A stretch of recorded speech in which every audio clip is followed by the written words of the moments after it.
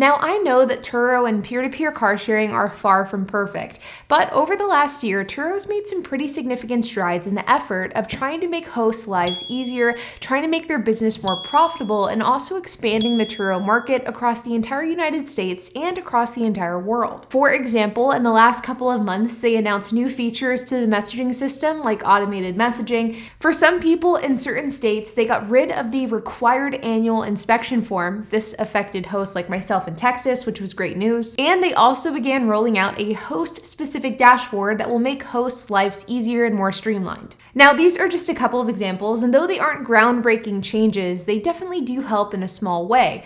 But there are some recent news that has been announced in the last couple of days for Turo hosts, and I think some of this could be a pretty big game changer. So that's exactly what I want to talk about today. So let's get started. Now, let's just dive right into it because we have a lot to cover in this video. Now, some of these changes will affect some hosts more than others, but I definitely think that if you're a Turo host and if you're somebody who's wanting to expand and grow on the Turo platform, it's important that you are aware of all of these things, because even if you aren't directly affected by it, I do think that it means something to everyone. So first and foremost is the addition of a claims dashboard. And this is one of those things that I think on the surface doesn't seem like it's that big of a deal, but as you grow your Turo fleet, this is a change that I think any larger Turo host will absolutely appreciate. Now, one thing that is inevitable on the Turo platform is damage claims. Whether it's something minor like a wheel rash or something major like a total loss, it is not a matter of if you'll have to file a damage claim for your Turo fleet, it is simply a matter of when. And one of the biggest pain points whenever you're dealing with a damage claim on Turo is the communication within you and your Turo representative. You see, in the past, how Turo has handled damage claims is it's almost entirely through email. This is of course convenient in the moment because you can simply shoot them an email and it's something you can do very easily from your phone. But from an organizational standpoint, this method of communication has always been flawed. Because at the end of the day, if you're anything like me, you probably get hundreds of different emails per day, and it's really easy for an email to get lost in the shuffle, to get accidentally deleted, or to get sent to your spam folder. And because of this, if you're not staying on top of your emails whenever it comes to damage claims, you could potentially lose out on your damage claim being approved, because whenever it comes to damage claims, time is of the essence. Not to mention the fact if you have multiple damage claims, it becomes very easy to get confused as to who's dealing with what, which email belongs to which claim. It gets convoluted very, very quickly. So a couple of months ago, Turo announced that they would be changing this, and rather than communicating through email for damage claims, they would instead be communicating through a new claims dashboard. And as of a couple of days ago, this claims dashboard has officially gone live. Now, you can navigate to this claim dashboard by clicking on host, clicking on vehicles, and then once you get to your vehicle list, at the top, you will see a section that says claims. Now, you can see here that for me personally, I don't have any open claims, so there is no information to be gathered from this claims dashboard.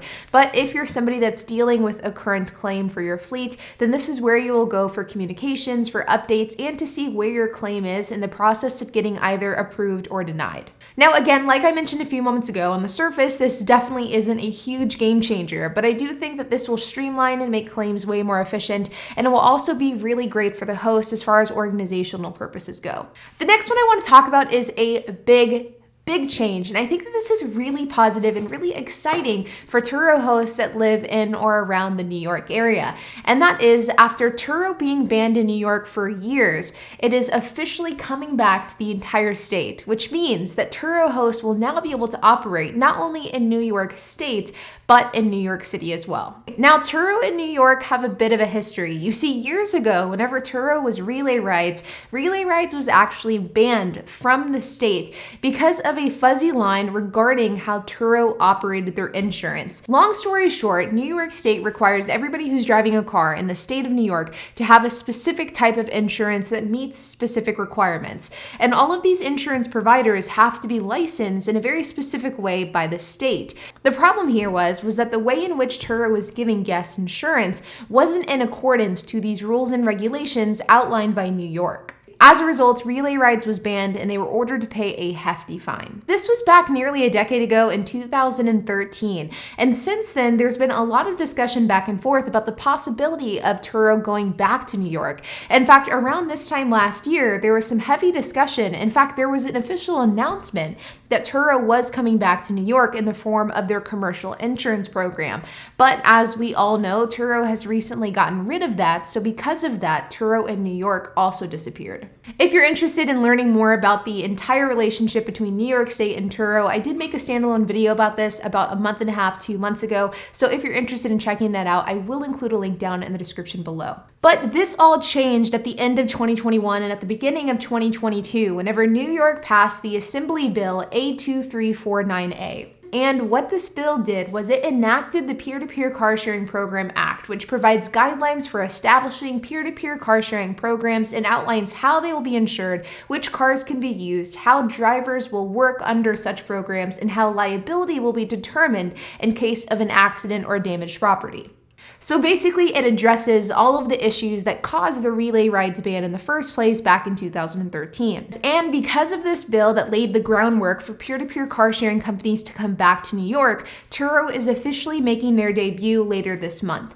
Now, Turo will not officially go live in the state of New York until June 27th, but you can actually start pre-listing vehicles today, which means that if you have a car that you want to list onto the Turo platform, you can list it out onto the Turo platform and then it won't go live until the 27th, but at least you can get it listed, you can get everything sorted. That way on June 27th, you're ready to hit the ground running. And lastly, the next important thing that I want to talk about is Turo's expansion into France, specifically with their acquisition of a company called WeCar.